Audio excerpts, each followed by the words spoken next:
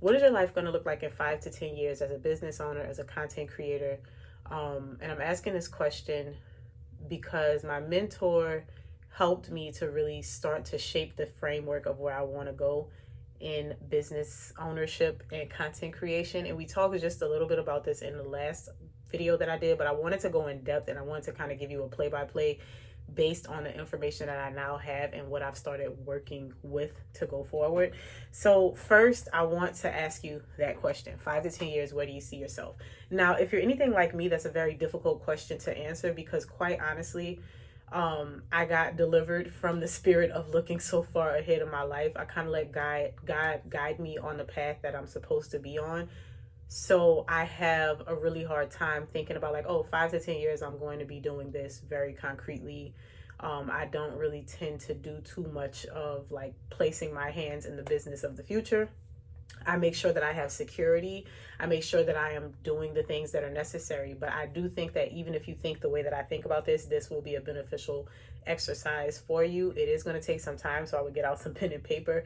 And it may take you a while to like come to these realizations to really pull it together. But I also think it's going to be really beneficial. So again, this is business owners, content creators.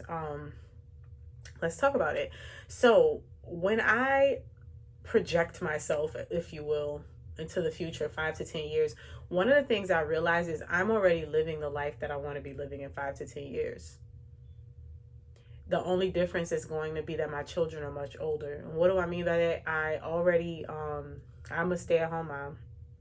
I am the primary caregiver of everyone in my home.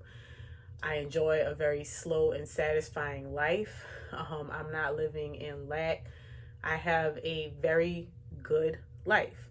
So when I look at that and when I look at my creatorship, if you know me, you know that I did not just do content creation to like blow up. I started doing content creation because I had so much stuff on my heart that I just needed to get out, and it ended up spiraling into way more than what I could have ever imagined. Like God has been so good to me in this space.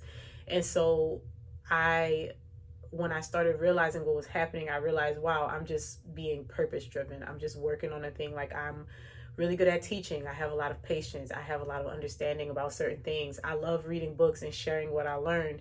And so I just started doing those things and living very authentically. Now, a lot of people think that it takes a lot of time, energy, and effort to be a creator. That has not been my experience. It does take energy and effort, but it doesn't necessarily take a lot of time.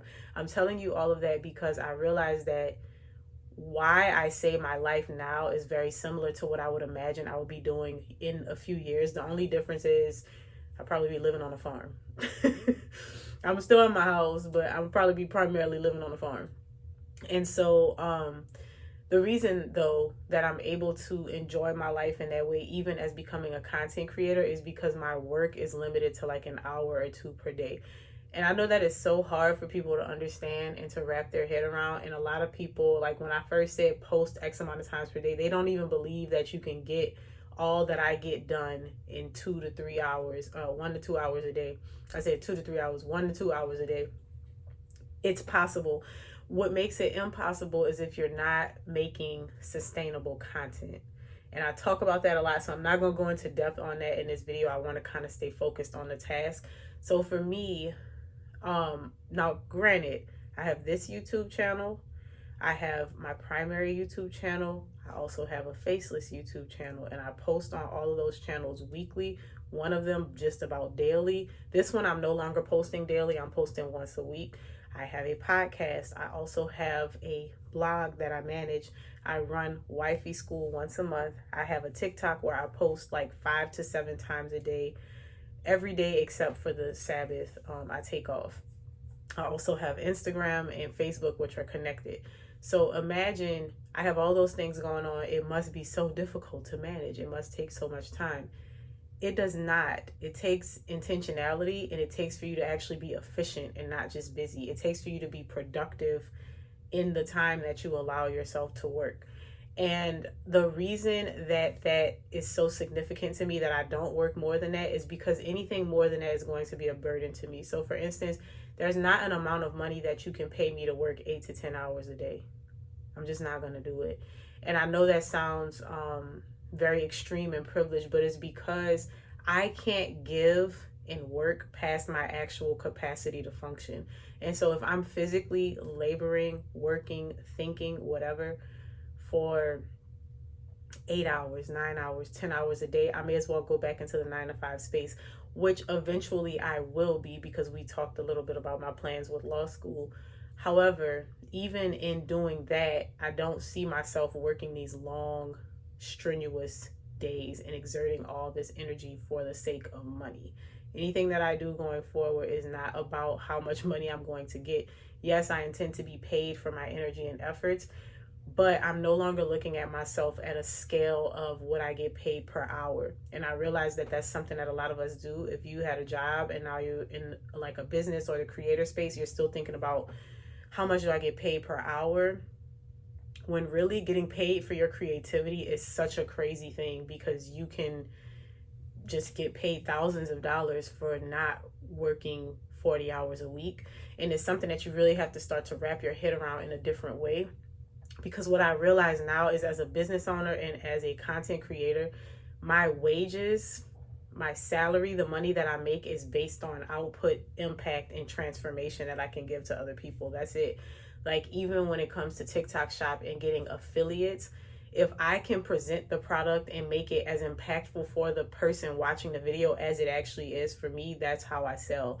I talked about one of my best sellers right now is that art book that I have. That sketchbook has been helping me so much in my artistry and just kind of getting back into the little feminine isms of my life that I've been getting away from for years.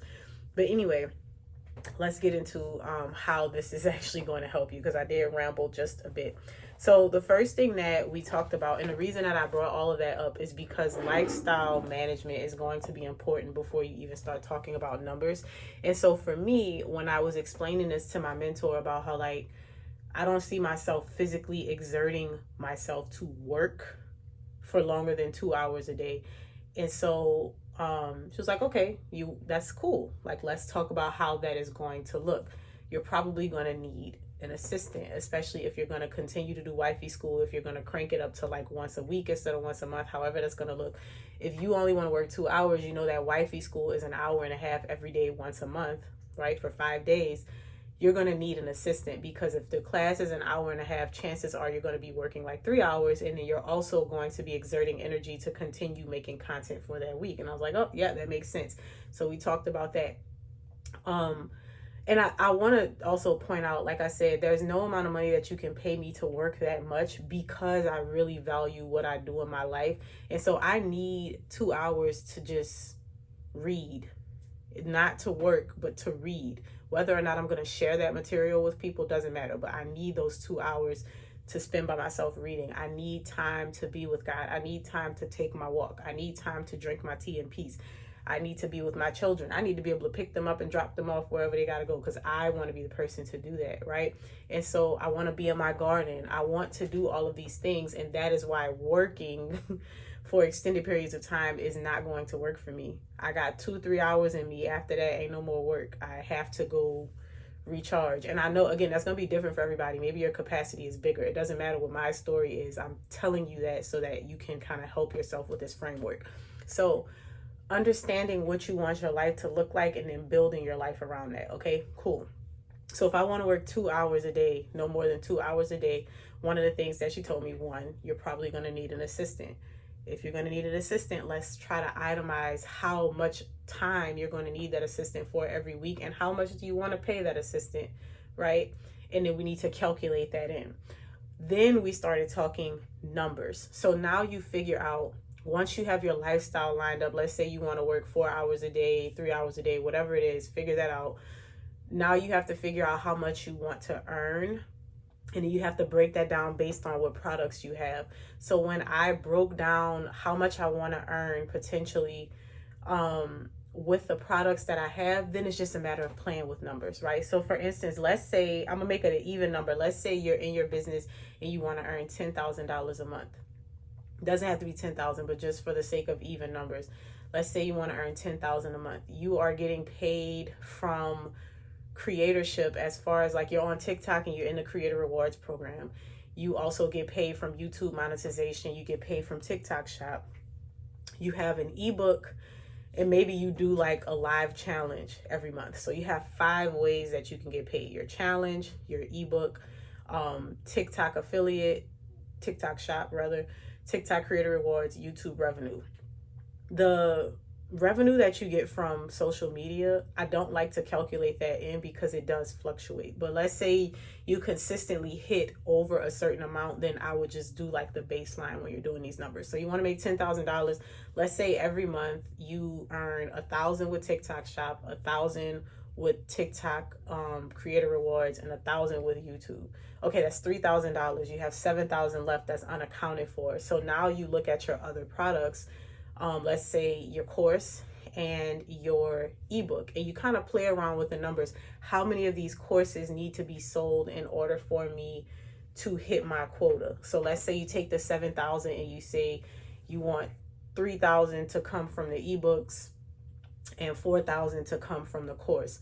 Now you look at your pricing of each one. Okay, 3,000 divided by the price of your ebook tells you how many ebooks you need to sell. 4,000 divided by the price of your course tells you how many courses you need to sell. Now this part is so crucial because when we first worked through it, something I realized was it was not going to benefit me or serve me with the numbers that I had. Let me tell you what I mean. So in my case, to hit the number that I had, I would have to sell more than 100 seats to my live wifey school. That is not something that is possible for me because wifey school is interactive and I'm running it myself. I'm doing questions and answers. Can you imagine doing questions and answers from 100 people? So something that when I walked away, my mentor did not, she gave me a blueprint, but what I love about her, she doesn't give you all the answers. She gives you homework. You go do your homework and you come back. And so I've been playing around with this, and something that I realized that I needed to do, I thought about my experience with Myron Golden's Make More Offers challenge, and I'm like, duh, you can have 100 people, but if your capacity for that class is 10, then you sell 10 VIP tickets. Those 10 people are the only people that get to ask questions. Everybody else, 90, 100, however many other participants you have, they are able to be in that experience, but they are not able to ask questions. So you separate it into tiers. This is helpful because it still serves my community. I'm still impactful. I can help more people, but I don't outpace myself. I don't overwhelm myself because I'm gonna tell you, if I get overwhelmed, I'm not doing it. So then that helped me to say, oh, okay, well, that also gives me more fluctuation with prices. That gives me more to work with. So now instead of having this product as wifey school, I now have wifey school and wifey school tier 1, however I want to phrase it, where you pay a smaller amount for your ticket and your entry if you just want to be in the room and experience the class live, and you pay a premium price if you want to be able to participate and ask those questions, because I simply cannot answer 100 questions in an hour and a half for 5 days. It's not possible, right? So that's something that you want to think about. When I got down to my numbers, like I said, I realized like, oh, I probably need to change the price on this, and I need to make this a different offer. And it's not about being greedy. Don't think about this from being greedy. Think about this as value. Also remembering, this is something that I learned. One of my colleagues actually mentioned this on a call that we had this week. Do not try to serve everybody. It is, and I will talk about this briefly. When we try to, I'm going to lower my price so that it's more accessible. I'm going to change my price so that it's more accessible. That is like a poverty, money problem type of mindset, because you have to realize your services are not for everybody. They're not. Your services are for who can afford it and who needs it. And anytime I no longer believe that people cannot afford things. I think that people can afford whatever they choose to afford for themselves, especially if they find it valuable. The problem is not affordability. The problem is I don't see how that's going to be valuable, and I don't want to spend it. And the reason I say that is because people who even live paycheck to paycheck will spend their last money on something that's not even a need. They can't afford that thing, but they will spend it. And again, it sounds harsh when you say it like that, but you will overwork yourself trying to lower your price for people. So if you have something that you know is worth $200, but you lower the price to $50 to accommodate more people to help them to afford it, you're going to work a lot harder, because those people who can now afford it and have access to you are going to work you like a dog. I'm sorry. And you're going to burn yourself out, because now you have to sell more and work more. And what I mean by that is, imagine I lower my price and I'm selling more tickets, but like I said, I really only have the capacity to speak to 10 people during that challenge. But imagine I'm like, oh, I want everybody to be able to afford it, and I drop the price and now everybody's flooding in. One, there's no barrier of entry for people who actually will do the work, because when you have like a $30 product, a lot of people can't afford that, and they'll come in and they're gonna like kind of tank the value of your program. And I really want y'all to hear my heart on this. This isn't being like classist or anything. They're gonna tank the value of the program because they're gonna come in and they're gonna expect you to do all the work, when really you're not doing the work. You're there presenting the information and the tools to them so that they can then go do the work. There's very few products that when you get the product, the work is done for you, especially in this space of learning and education. You're not going to go to chemistry class and sit in every class and never work any problems and never go home and study and pass that class. You have to do the work. Any of the classes, any of the things that you're teaching is going to be the same way. We give people tools and resources that they would otherwise have to look for, search for, and pull apart on their own. We give it to them in one package deal, and now they have to go and do whatever is necessary with it. So don't lower your price. Don't try to be overly accommodating, because that is something that we feel like, oh, I've been in a place where I couldn't afford it and I wanted to have this thing and I wanted it to be accessible to me. You got to get rid of that type of thinking, and you have to realize that the people who want what you have and value what you have will pay the price that you set. I don't care if when you start it's just you and one other person in there. Work it like it's 20 people in the room, and it will get better. It will increase. Your confidence will increase. It's actually to your benefit if you have fewer enrollees in the beginning.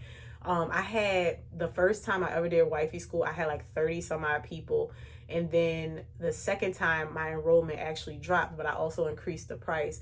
The third time my enrollment dropped again because I increased the price. But then by the time I did it for the sixth time and I had these multiple classes going on, I was more polished. I had more structure. I changed the duration of the class. I had moved some things around, and I just overall got better. So now I feel comfortable knowing if I do a wifey school and there are 100 people, I know that they're going to walk away, sealed deal, great product.